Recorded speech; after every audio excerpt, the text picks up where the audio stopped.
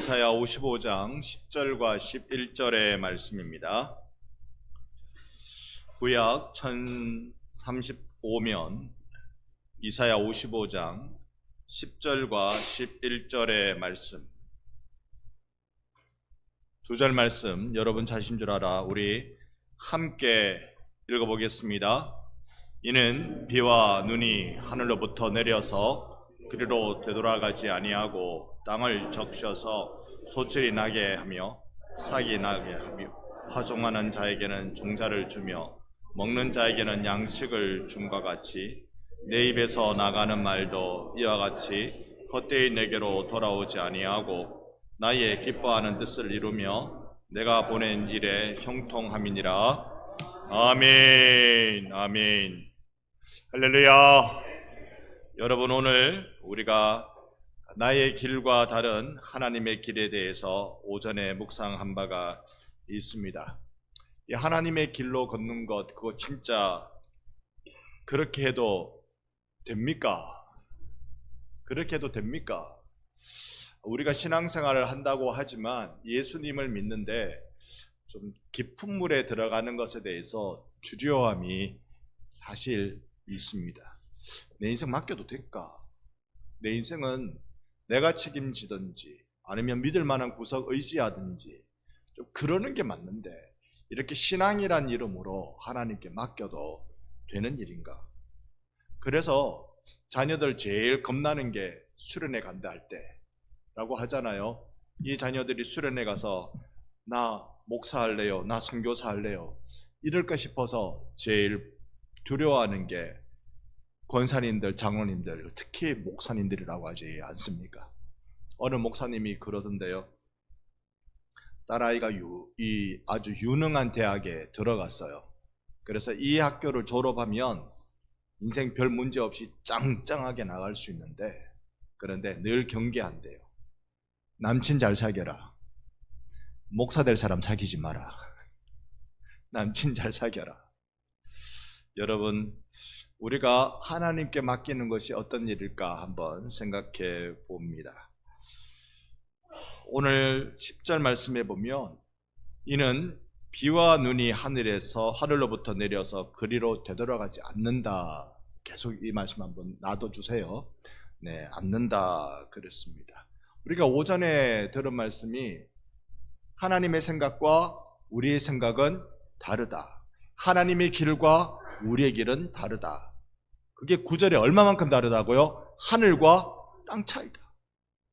그러면 이 하나님께 우리가 내 생각을, 나의 길을 맡길 수 있느냐에 대한 확신이 생겨야 되는 거잖아요.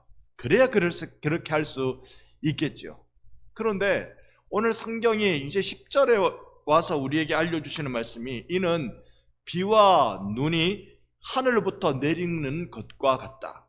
비와 눈이 내리면 여러분 그것이 그리로 되돌아가지 않고 땅을 적셔서 소출이 나게 한다라고 말씀합니다. 여러분, 우리 생각 한번 해봅시다. 농부가 땅에 씨앗을 뿌렸습니다. 그리고 싹 흙으로 잘 덮어놨습니다. 씨앗 뿌리고 흙으로 잘 덮어놔서 그 다음에 농부는 다음날 가서 싹이 났겠지, 다음날 가서 올라왔겠지, 다음날 가서 추수하면 되겠지, 이런 농부를 보고 여러분 뭐라고 하겠습니까? 참나, 농사 한 번도 지어본 적이 없네. 여러분, 씨앗을 뿌리면서 농부는 싱글벙글해요. 이유는요, 이게 흙으로 싹 덮어가지고 물론 그 씨앗 심기 전에 땅에다가 비료를 주는지 거름을 주는지 얼큰하게 먹여놓고 그 다음에 씨앗 뿌리고 땅을 탁 덮어놓고는 농부가 돌아오면서 얼굴이 싱글벙글해요. 내일 가면 바뀌어져 있기 때문에요? 아니요. 한참 시간 걸리지만, 한참 세월 지나야 되지만, 계절 한두 개는 넘어가야 되지만, 그렇지만 기대가 되는 거잖아요. 반드시 이 씨앗이 뿌리가 내리고 싹이 돋고 결실하게 될 것이다. 이 기대가 있는 거잖아요. 하나님의 말씀이 어떻다고요? 비처럼 눈처럼 내리는데 헛되이 사라지지 않고 오늘 10절에 보니까 땅을 적셔서 소출나게 하고 싹이 나여 파종하는 자에게는 뭘 줘요? 종자 주고 먹는 자에게는 양식 주고 하나님의 말씀이 생명의 꼴로 여러분에게 임하게 될 줄로 믿습니다.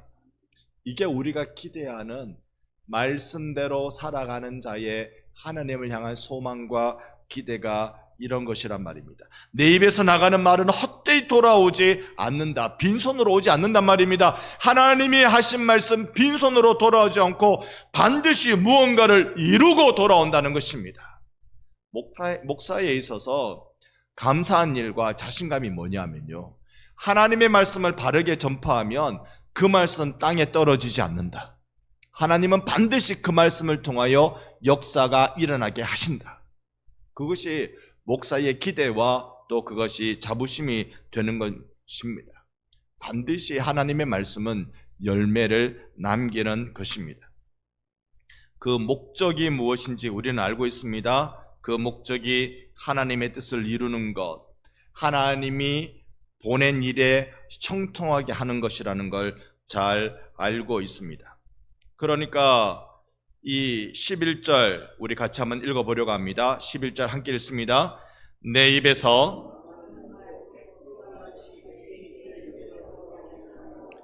나의 기뻐하는 뜻을 이루며 내가 보낸 일에 형통함이니라. 아멘. 여러분 이 말씀 눈으로 한번 새겨보세요. 하나님 입에서 나가는 말도 비처럼 눈처럼 헛되이 하나님께로 돌아가는 법 없고 반드시 하나님의 기뻐하시는 뜻이, 제가 이렇게 설교할 때 말씀을 외우는 것처럼 설교하는 것 같지만 여기 앞에 나오는 화면 보고 설교를 하거든요. 화면 보고 설교하는데 방송실에서 화면을 여기까지는 쥐 아프다. 다시 나왔다. 잘 한번 보세요. 내게로 돌아오지 아니하고 나의 기뻐하는 뜻을 이루며 내가 보낸 일을 어떻게? 형통하게 한다. 여러분 우리 하나님 그렇게 하시는 분이신 줄 믿습니다. 그래서요, 그 목적이 있어요. 그 목적, 하나님께서 하나님의 뜻을 이루고 또 그 뜻이 형통하게 되도록 역사하신다는 것입니다. 이건요 하나님 하시는 일이에요. 여러분 농부가 씨를 뿌리면 씨앗이 뿌리 내리고 싹이 나고 농부가 하는 일입니까? 아니요. 오이밭에 오이가 길쭉 컸구나. 잘도 컸구나. 저 혼자서 컸을까? 정말 혼자 컸을까? 위에 계신 하나님이 키워주셨죠. 아멘. 모르신 분은 주일학교 다시 가셔야 됩니다. 한번 다 부르고 싶을 정도인데 입이 음정을 못 맞추는 관계로 여러분 정말로 사람은 못하는 일입니다. 씨앗 뿌렸는데 그게 뿌리 내린다니요. 그게 자란다니요. 그 사람이 못하는 일입니다. 우리 사람이 온갖 별의별 것 다 할 수 있는 것 같지요. 하나님이 만들어 놓으신 기반 아니면 아무것도 못합니다. 그게 사람입니다. 어릴 적 제가 국민학교 다닐 때 그때 1학년인지 2학년인지 하여튼 그때쯤이었습니다. 동네의 형이 그 옥상에다가 요만한 화분 하나를 들고 올라가는 것입니다. 화분도 아니었고 지금 보니까 그게 양파였던 것 같아요. 양파인지 마늘인지 속은 모르겠고 이렇게 올라오는 거 그거 하나 들고 옥상에 올라가는 길이에요. 저는 어린 나이에 그게 신기했어요. 왜? 생명이라고 생각이 됐거든요. 생명이 자라나는 것이라는 어린 나이에 그런 생각이 들어서 그게 뭔데? 이거다. 그때 제가 가지고 있었던 게 만화로 마술하는 법을 알려주는 만화책을 가지고 있었어요. 요거 귀중한 거였습니다. 요거 어떻게 하면은 마술을 잘 부릴 수 있는지, 여러분 이 앞에 이 주사위가 왼쪽에 있는지 오른쪽에 있는지 맞추십시오 이렇게 하는데 속이는 방법 이런 거 잘 나와 있는 그거 좀 비싼 만화책이었습니다. 그거를요, 형 내가 만화책 줄게 그거 내주라. 아주 그 형이 싱글벙글하면서 바꿨습니다. 그 손해인 줄 모르고 손해점으로. 저는 그게 신기했어요. 이게 자란다고? 이게 큰다고? 신기했어요.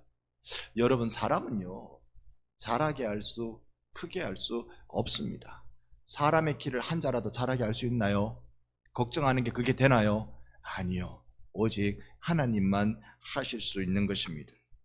그래서 우리가 11절 말씀 보는 그대로 하나님의 뜻을 이루며 또 그 뜻이, 하나님이 보내신 그 뜻이 형통하게 되도록 역사하시는 분이 하나님이시란 말입니다. 그러니 오늘 본문에서 우리가 한번 깊이 깨달아 보고 싶은 내용은 그런 것입니다. 우리 하나님 뜻대로 사는 게 인생이 맞나? 너무 불안한 것 아닌가? 하나님은 자꾸 내 생각과 반대로 말씀하시잖아요.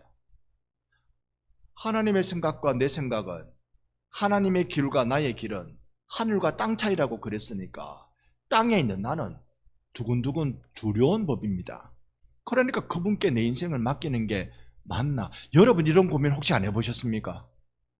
그러니까 나 목사가 될래, 나 선교사가 될래, 이런 결단은요, 어지간하면 아무것도 모를 때 10대나 20대 초반에 해야 되는 겁니다.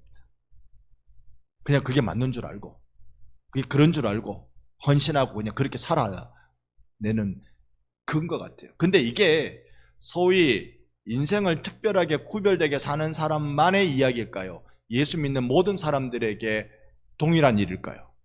예수 믿는 모든 사람들이 살아가는 삶의 방식이 세상의 방식과 다른 법입니다. 그거 여러분 피부로 느끼시죠? 그 방식대로 사는지 안 사는지는 각자의 신앙과 양심의 몫입니다만은 그게 삶의 길이 원래 우리가 달라요. 예수 믿고 사는 거냐? 또 예수 믿는데 성경대로 믿고 사는 거냐? 내 생각대로 믿고 사는 거냐? 그거 달라요. 목회하면서요, 제가 느낀 깜짝 놀랄 만한 일은 하나님은 한두 분이 되시면 안 되는 것 같아요. 각자 믿는 하나님이 다 달라요. 무슨 뜻인고 하니, 하나님을 하나님께서 알려주신 방법대로 믿지 않고 내가 상상하는 대로 하나님을 믿어요. 이게 우리가 자칫 하나님을 바르게 믿지 못하는 큰 어리석음 가운데 들어가게 만드는 것입니다. 여러분의 하나님은 어떤 분이세요? 하나님을 위해서 내가 해야 될 일이 무엇일까요? 어떤 이는 이렇게 말합니다. 교회 사는 건 다 거룩한 거고 세상에 사는 건 다 속된 일이야. 한국 교회는 여기 많이 집착합니다. 교회에서 하고 예수의 이름으로 하고 그렇게 하는 건 다 거룩한 일이고 교회 밖에서 일어나는 모든 일들은 세속적인 일이라서 우리가 관심 기울이면 안 되고, 근데 전혀 성경적이지 않습니다. 성경에서는요, 하나님의 역사가 교회 안에서 일어나는 게 아니라 내 삶의 자리에서 일어나야 된다고 말씀하시는 겁니다. 이게 우리가 내가 믿는 하나님하고 성경이 말씀하시는 하나님하고 다르면 내가 잘못 믿은 거죠. 내가 잘못 믿은 겁니다. 여러분, 남자가 귀합니까? 여자가 귀합니까? 남자가 귀해요? 여자가 귀해요?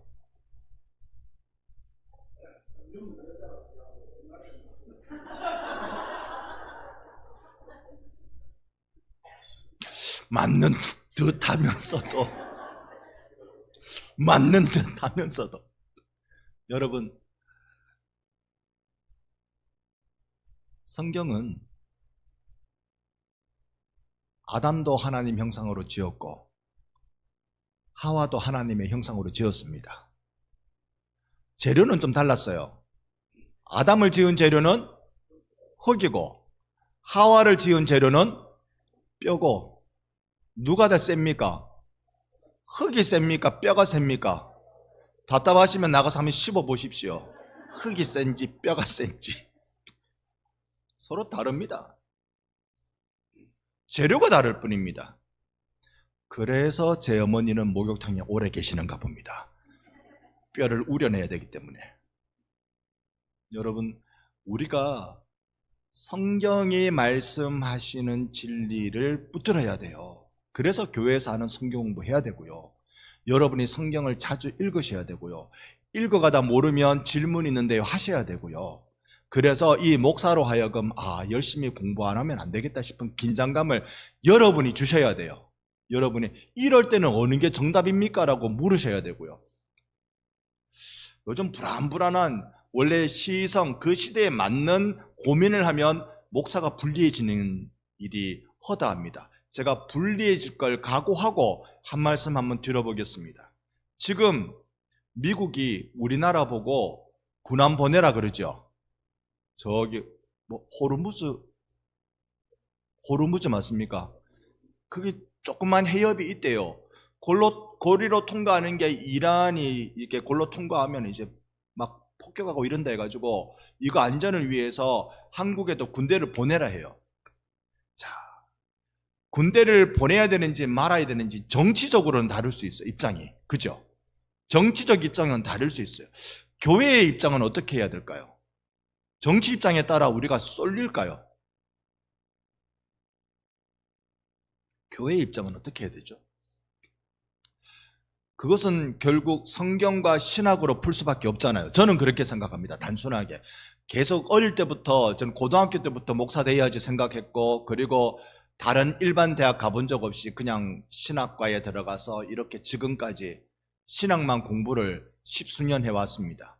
그런 저희의 입장에서, 어리석은 저희의 입장에서, 하나밖에 모르는 저희의 입장에서 성경과 신학으로 풀면 초대교회 때는요, 절대 평화 사상이 기독교의 이 이념이었습니다. 그러니까 적이 쳐들어와서 우리를 죽이면 기독교인들은 저항하지 않고 죽어야 돼요.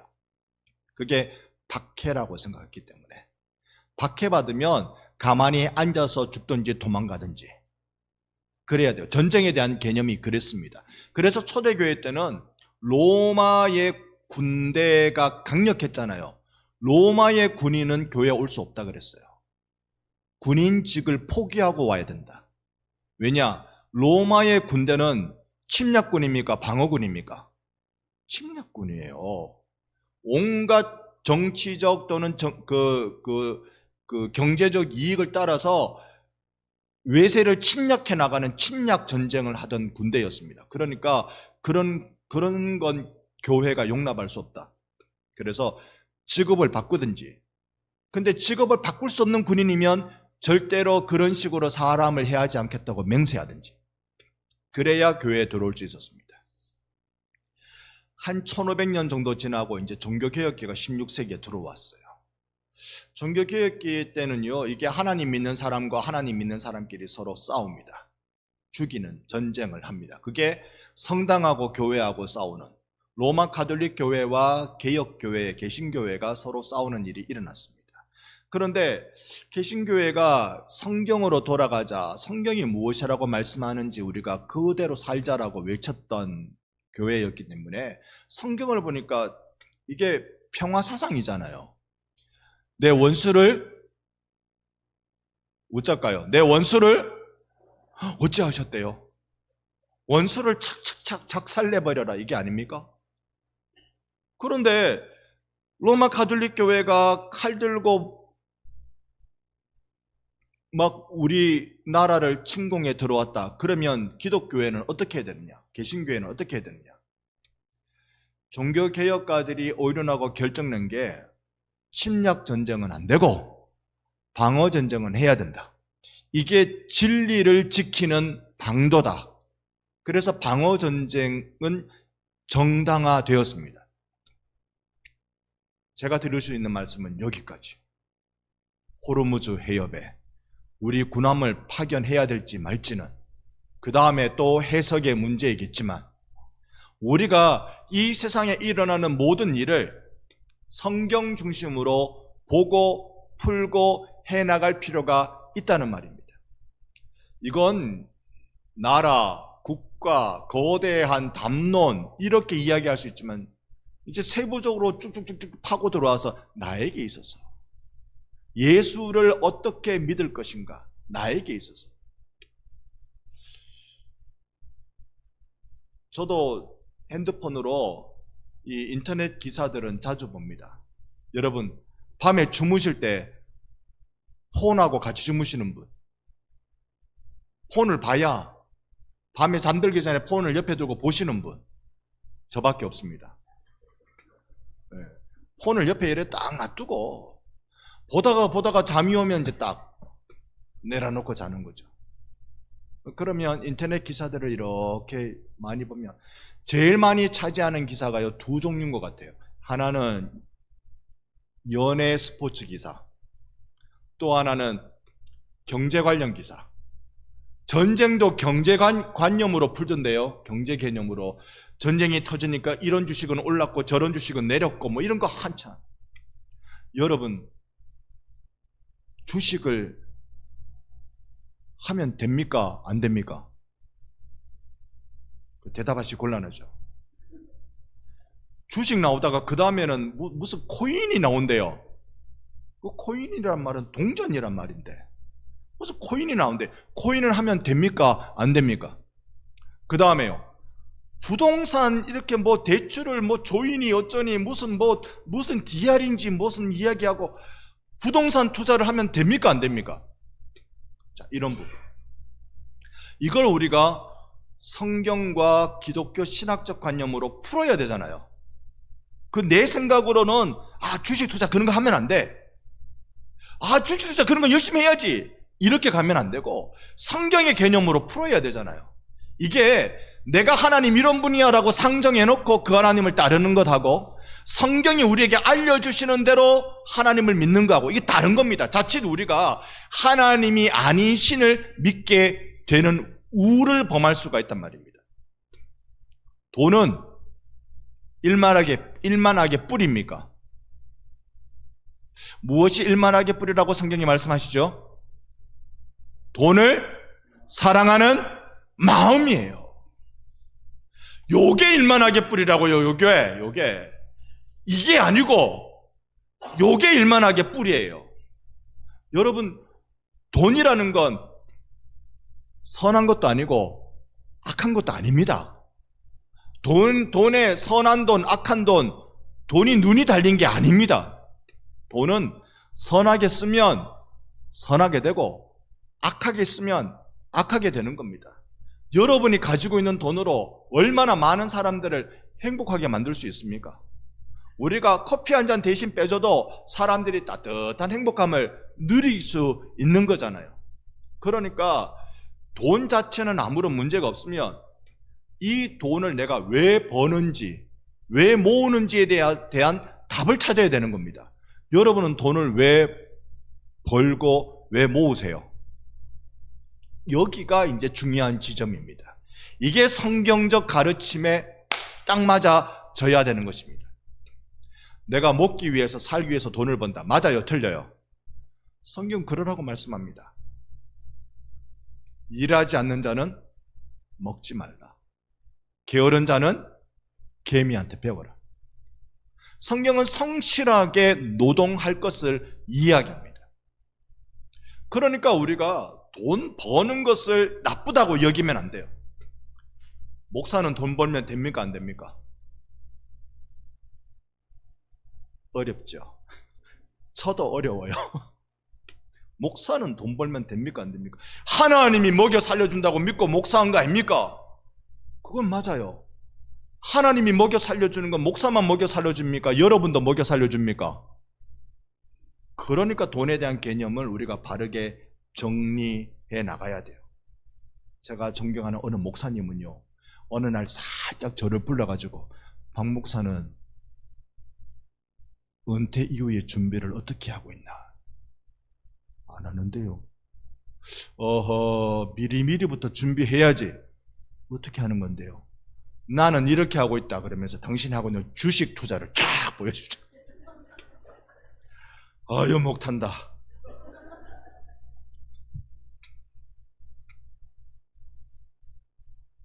어느 선까지인지는 자신의 신앙과 양심에 따라 결정할 일입니다.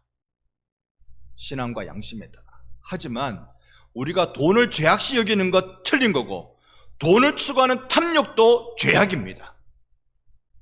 다시요. 돈을 천시하는 것도 돈을 향해 탐욕을 부리는 것도 둘 다 똑같은 죄악입니다.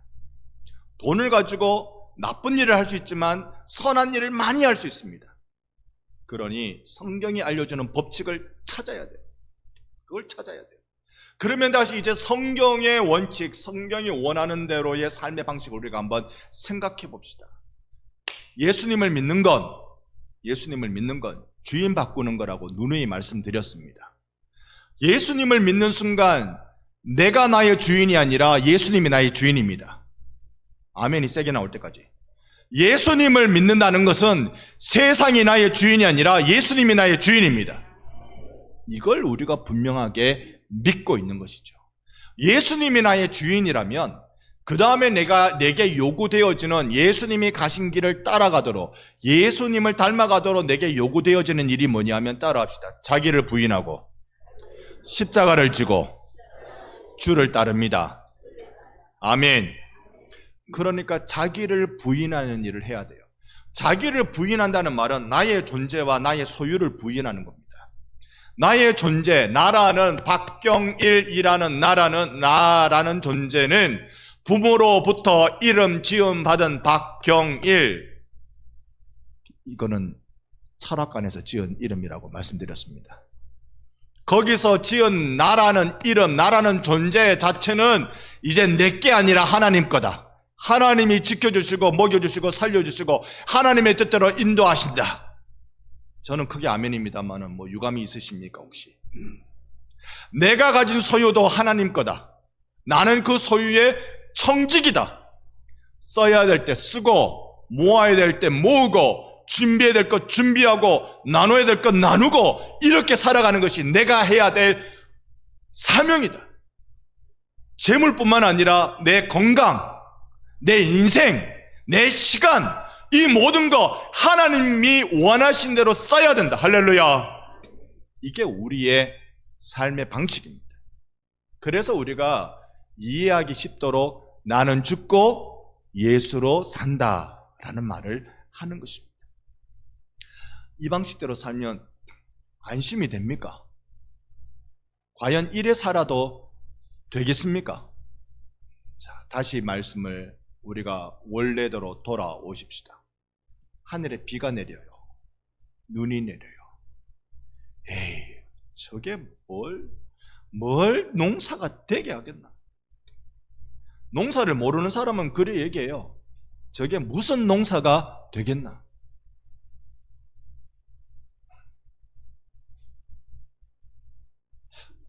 혹시 제 귀에만 들립니까? 이런 소리는 좋은 효과가 있습니다. 여러분을 깨우는 효과가 있는 거예요. 이게 무슨 농사가 되겠나? 근데 농사를 모르는 사람은 그렇게 얘기합니다. 농부는요, 기가 막힌다, 기가 막혀. 이야, 요때 요 비 내리는 게 깨농사에 좋다고 소리가 나고 있어요. 요렇게 비가 내리는 게 요게. 하나님이 우리의 농부이십니다. 가장 필요할 때 비 내리시고 눈 내리시고 절대로 빈손으로 돌아오게 하지 않으사 오늘 성경 말씀대로 10절의 말씀대로 땅을 적셔서 소출이 나게 하며 싹이 나게 하여 파종하는 자에게는 종자를 주고 먹는 자에게는 양식을 준다. 여러분, 그래서요, 우리의 인생을 그렇게 하나님께 맡기고 던지고 주님이 원하신 대로 한번 살아보십시다. 이 자리에 오신, 오후 예배 오신 여러분들은 다 죄송합니다. 몇 분만 빼고는 살 만큼 사셨죠? 몇 분만 빼고는. 100여 년 전에, 100여 년도 아니고요, 사실 한 70년 전만 해도 한국의 평균 수명이 46세였답니다. 46세 넘으신 분,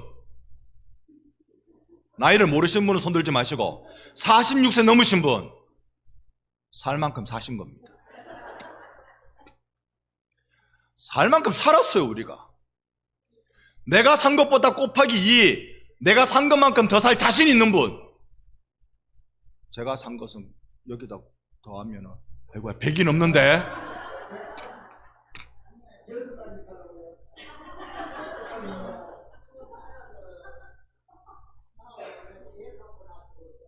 아니 그건 아니고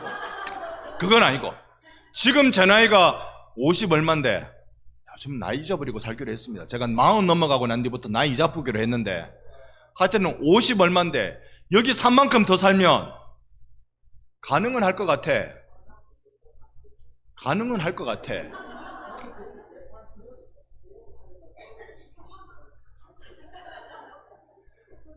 사람이 건강관리 잘하면 요즘은 110세까지 살고요.